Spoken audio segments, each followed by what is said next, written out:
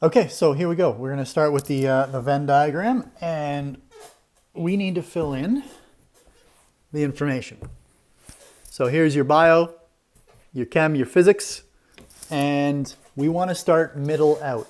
So it says there are 2 who are taking all 3 science courses. So that's the very first data point that I'm going to put in. There's the 2 that goes directly in the middle. From there, we need to go from 11 taking bio and physics. So there are 11 taking bio and physics.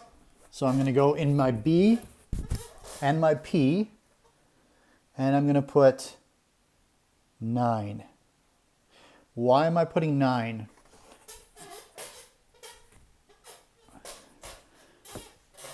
Bio and physics, you've got 9. It should be 11, but 2 are taking all 3. So 11 minus 2 is 9. That's where the 9 comes from. So you got to subtract and work it on the way out. So 11 minus 2 is 9. Next you have 8 taking chem and physics. So 8 taking chem and physics, but minus the 2 is 6. And 15 taking biochem. 15 minus the 2 is 13.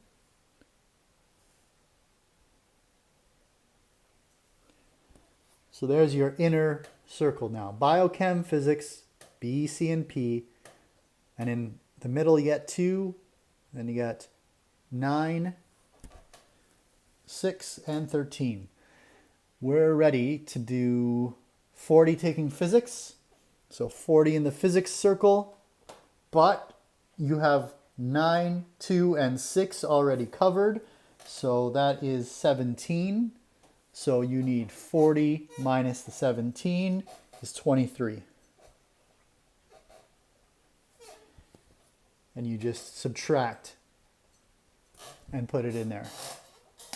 71 for chemistry.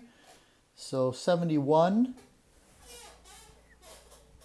minus, we have 6 and 2 and 13 is 21.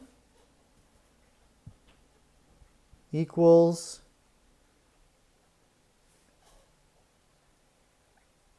50. So there's the subtraction shown and the 50 for chemistry. And the last one, 52 have signed up for bio. Minus, we have 15 and 9 is 24.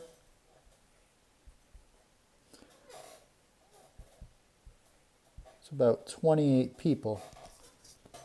Now we have 28 people in just biology. So 28 just biology, 50 just chemistry, 23 just physics. Moving into the inner circle, we've got 9 in just bio and physics, 6 in physics and chem, 2 in all of them, 13 in bio and chem. And if I wanted to know how many SAB students were taking it, I'd have to add up all of those groups, and I could find out how many students are not, how many students total. The question was how many students are not taking any science courses. So 140 students. You remember from the question it says 140 students total. So we got 140 students. We got to figure out everybody inside the circles because they're the ones that are taking science. So we've got 28. We've got 50. We've got 23. Now I'm going inner circle. 9, 6, 13, and 2.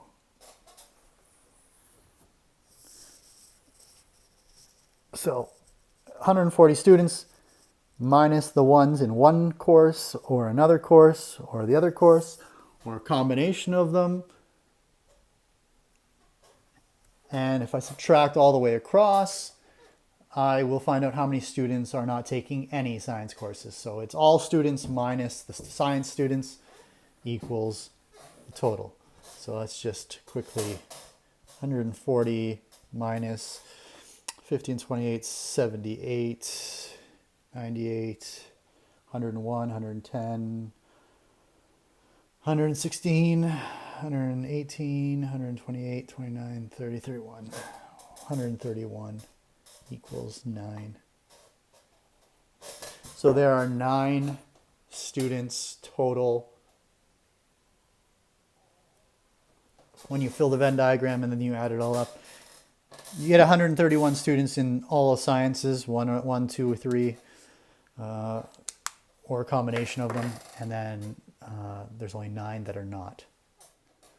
All right, we're almost over with this lesson here. We got principles of inclusion and exclusion 3 sets. So essentially the thought process that I was going through is the same as this formula. You took the biology plus the physics plus the chem minus bio and physics minus bio and chem minus chem and physics plus all 3. That would give you your union. The reason being is that you need to subtract the doubles, the double counts. So if you're in A and B at the same time, well, you've been double counted because you did A plus B, N of A plus N of B. That's everybody in bio, everybody in chem. And A and B at the same time is a double count. Those are the people that you've counted twice, so you got to subtract them. But you might subtract people twice because you're subtracting them for A and B, and you're subtracting them for A and C. So the person that's in A and B and C is being subtracted twice. To deal with your extra subtractions, you have to add them back. So that's why you have the addition of N of A and B and C at the same time. That's people in all 3, and you have to add them back. Formulas will be given to you or available to you when you're doing your tests, so really just know where the formula is. If you don't completely follow my logic, go to the Venn diagrams. They should help you kind of piece it together, that people that are in the middle circles can be in combination of A and B, but also A and B and C. They could fit in both, and you don't want to double count them. The intersection of A and B and C is equal to the union minus the A's, minus the B's, minus the C's, but then you have to add back the combination of A and B, A and C, and B and C. Those combinations, the double counts, because you're subtracting people multiple times. If you subtract all of A and all of B, then you've subtracted people twice if they're in A and B at the same time. So that's why you have to add them back afterwards. The questions here are not correct. It's going to be handouts, and I will post them on D2L. And there's 2 different handouts that are going to go with this set of questions. Next week, we have the more difficult combination math, and so make sure you're ready for that. It is the next huge concept to cover. All right, thanks.